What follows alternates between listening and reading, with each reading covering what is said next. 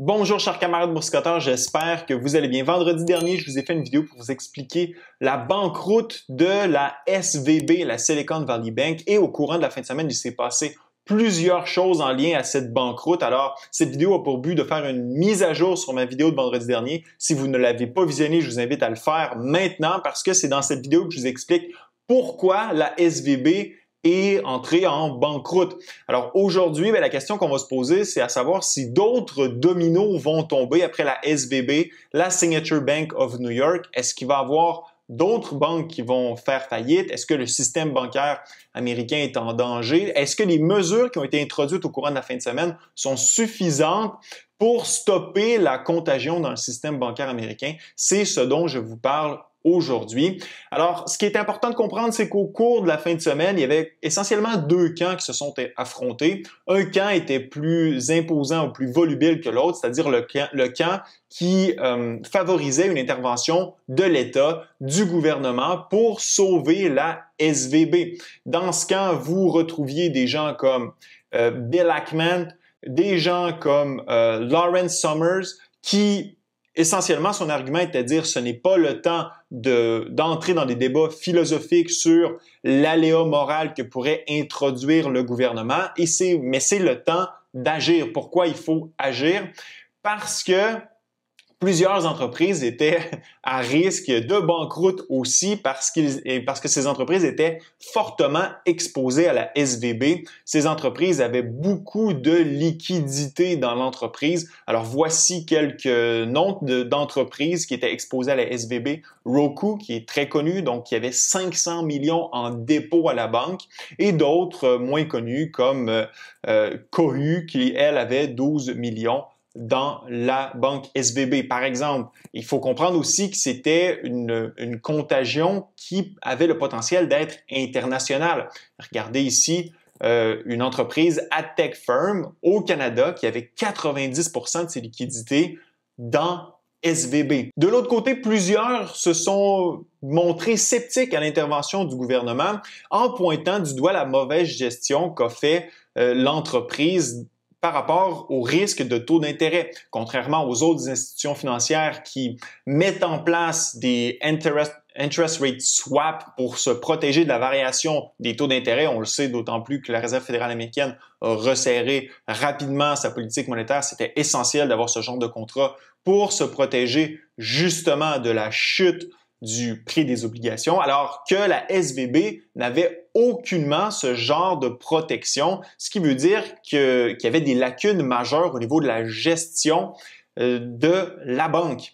D'autres ont pointé du doigt le fait que les entreprises qui faisaient affaire avec la SVB savaient très bien que l'assurance maximale pour les dépôts était de 250 000 $ et que l'intervention du gouvernement vise essentiellement non seulement à sauver de la banqueroute cette banque, mais aussi ces entreprises qui ont été laxistes dans la gestion du risque par rapport à leurs dépôts. Donc, clairement, on ne vient pas sauver ici des individus, des Américains, des citoyens parce que la balance moyenne d'un compte bancaire d'un Américain moyen est de 5 300 $. En fait, la balance médiane, devrais-je dire. Donc, les autorités, la FDIC a essayé de vendre la SVB au courant de la fin de semaine. Elle n'a pas réussi, donc le gouvernement a été en quelque sorte forcé d'intervenir, de proposer quelque chose pour éviter la contagion au courant de la semaine, donc au début de cette journée, lundi, première journée de transactions en bourse.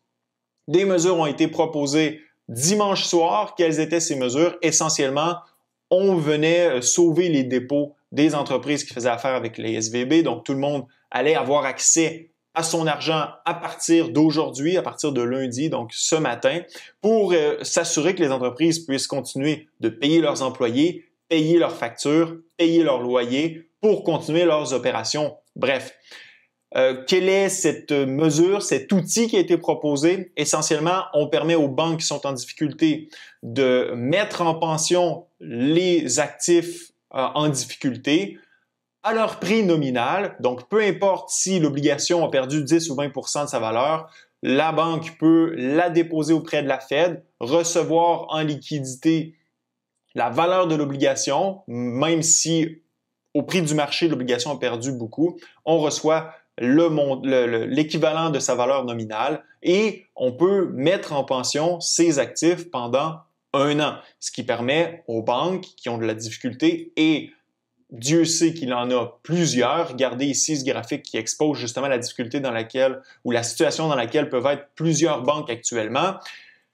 Avec le resserrement de la politique monétaire opérée par la Réserve fédérale américaine, qui a maintenant son taux directeur à 4,75 %, regardez les pertes qu'ont subies les institutions financières américaines du côté de leurs actifs, donc les obligations, les MBS, Mortgage-Backed Securities. Donc, c'est plus de 600 milliards de dollars. Et donc, éventuellement, si on a justement une demande très importante du côté de retrait de dépôt, ces banques vont devoir liquider une partie de ce portefeuille d'obligations qui est dans le rouge, mais avec l'intervention de la Fed, avec la mise en place de ce nouvel outil, les banques vont pouvoir, au lieu de réaliser cette perte sur les marchés, utiliser cet outil pour aller chercher des liquidités et pouvoir honorer les dépôts. Maintenant, Biden, ce matin, a fait un discours pour expliquer que le système bancaire américain était solide, qu'il n'y avait pas de quoi s'inquiéter, tout le monde allait avoir accès à son argent, etc., etc. Mais quoi tirer de tout ça? Quelles sont les conclusions? Est-ce que c'est une bonne affaire que le gouvernement soit intervenu? Quelles vont être les conséquences inattendues de cette intervention? Eh bien, mon opinion par rapport à ça, elle est assez claire. Oui, à court terme, la Réserve fédérale américaine et le Trésor américain semblent avoir réglé le problème. Les entreprises qui sont touchées par la banqueroute de SVB vont avoir accès à l'ensemble de leurs fonds, vont pouvoir soutenir leurs opérations, payer leurs employés, leurs factures. Et par le fait même, l'effondrement du secteur de la tech est évité. Rappelez-vous qu'il y a environ 50% des entreprises start-up du secteur de la tech faisaient affaire avec SVB.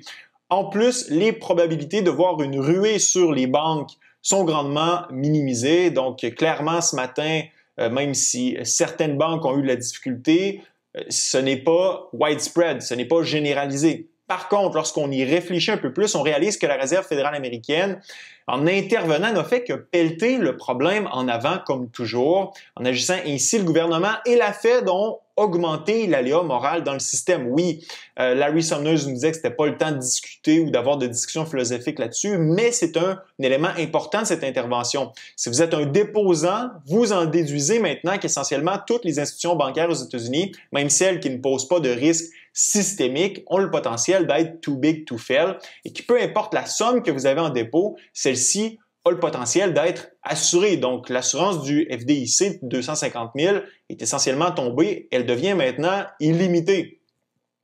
Les grands déposants ont donc un désincitatif à jauger la qualité d'une institution bancaire avant d'y déposer leurs fonds. Par contre, certains pourraient se dire, pourquoi prendre le risque de rester dans une banque régionale ayant le potentiel et non la certitude d'être too big to fail? C'est peut-être mieux de transférer ces fonds dans une institution qu'on sait too big to fail, donc les grandes institutions comme Wells Fargo, JP Morgan, Bank of America. Donc, essentiellement, avec ou sans ces mesures de sauvetage, cet événement, là, ce qui s'est passé au courant des derniers jours, viendra assurément favoriser une consolidation encore plus importante du système bancaire américain au profit des grandes institutions comme celles que je viens de mentionner, Wells Fargo, JP Morgan et Bank of America.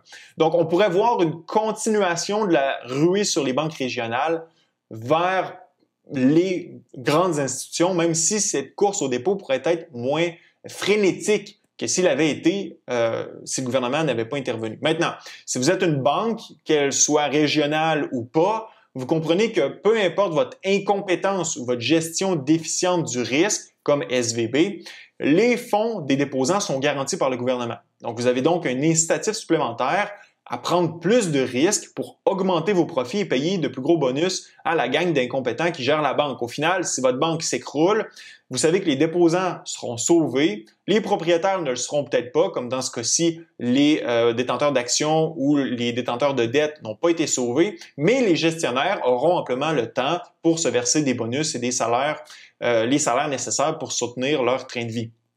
Pour les détenteurs d'actions ou de dettes de banque, pourquoi détenir ces actifs alors que vous savez très bien que d'un côté, les gestionnaires ont avant tout leur intérêt à cœur et que de l'autre, le gouvernement ne vous sauvera pas en cas de faillite, comme ça s'est passé avec SVB. Donc, qui veut détenir ses actifs avec ce genre de risque dans son portefeuille? C'est d'ailleurs ce qui explique la vente de feu aujourd'hui dans plusieurs titres financiers, dont certains titres financiers de banques régionales surtout, dont certains étaient en baisse de 60 à 70% en une journée.